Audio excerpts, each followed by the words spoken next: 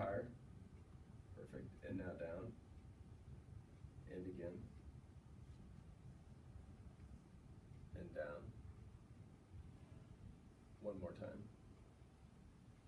So on show, on her left hamstring, it activates earlier and more than the right side. So we always want to look for asymmetry.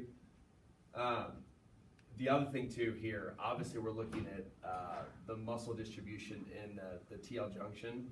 So on some of the people that we looked at yesterday who are struggling with intra-abdominal pressure, you will see here that they'll have way too much recruitment out of the paraspinals. We'll see a ton of hypertrophy in the paraspinals, which we see on show.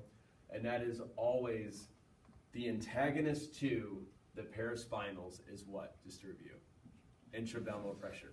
So whenever we see too much recruitment here, it always tells us that we don't have great intra-abdominal pressure. And in fact, like people with spondylos, a lot of times we will start exercising them from this position here because they can feel themselves pressurized really well into the table. And then once they, yeah, really good job, even more. And now I want you to maintain that independent of your respiration show. So even when you let the air out, keep the pressure. Perfect job. And now let me have you extend, come up in extension, and now back down. And what you'll see on the people who struggle with this, oftentimes you'll clean up any of that extra recruitment. So again, when we don't have the right stabilization in the low back and the pelvis, you will always recruit other muscles. And a lot of times it's the hamstrings that we see.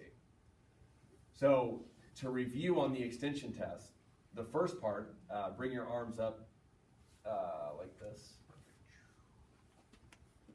It is so we can see what's going on here. Here and a little bit with the shoulder blades. The second part of the extension test is to see this area here.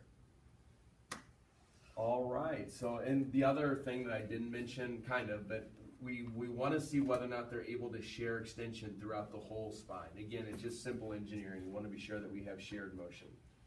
All right, so let's give those two